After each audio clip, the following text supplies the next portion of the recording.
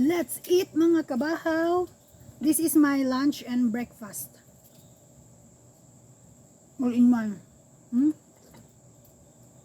This.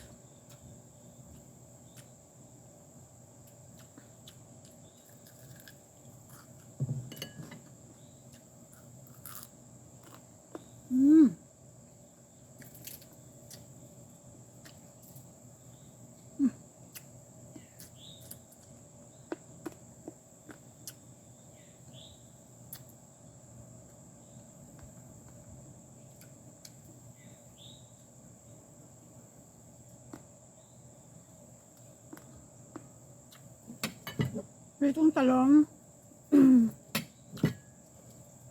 Sausaw sa tuyo naman. Lime.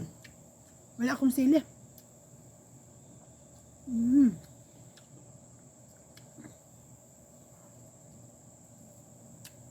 Gi-content ko ito mga kabaho para may ano ako. May pang-upload sa akin ano ba? Dito sa YouTube channel. Wala na akong upload. Sayang naman. Diba? Ay, kaya nandito tayo sa Amerika.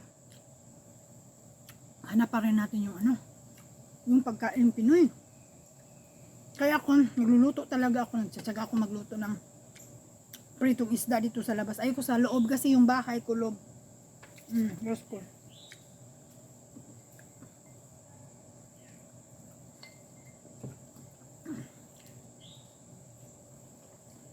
Minsan lang ako nagpiprito ng mga tuyo or isda doon sa loob ng bahay. Gawa ng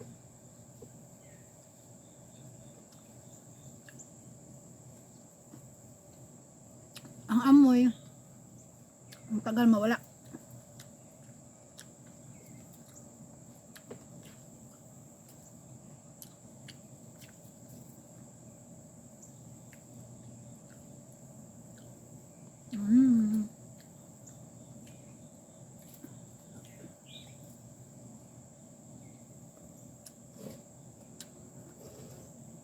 Ayaw ko kasi mga pagkain ng ano, Amerika ba yung mga pizza, peanut butter jelly. Ayaw ko yun.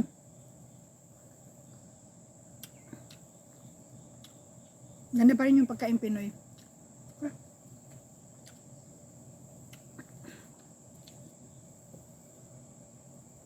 Mukbang na ako dito mga kabahaw. Ay, hindi naman ito mukbang, yung ano lang.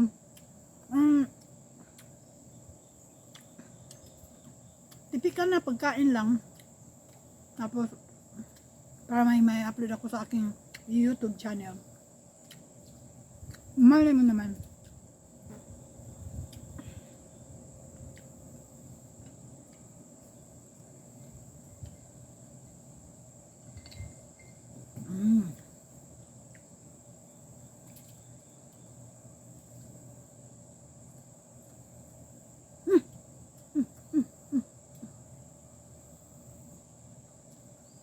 Yung mga bees naman ito gusto din kumain. Hindi sila langaw. Ano sila yung mga bees?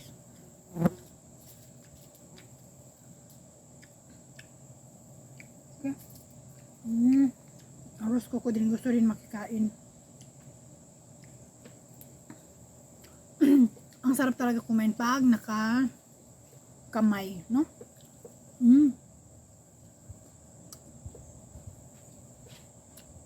Sarap.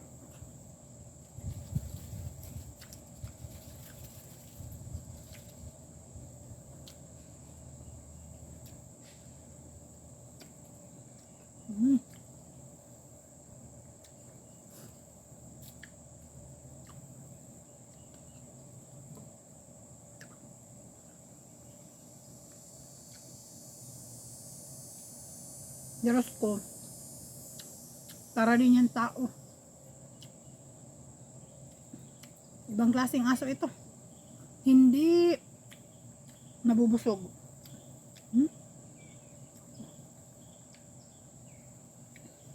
You want to eat mama's food also? Oh, your eyes is dirty man, babe.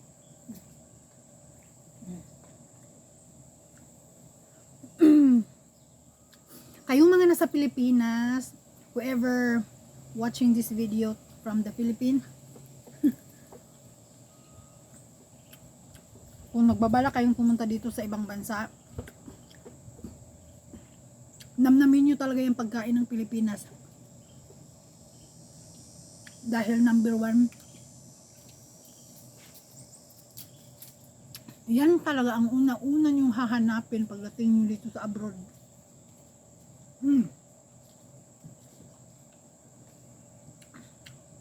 Pag paalis ka ng Pilipinas, hindi mo pa maiisip yan kasi syempre excited ka eh.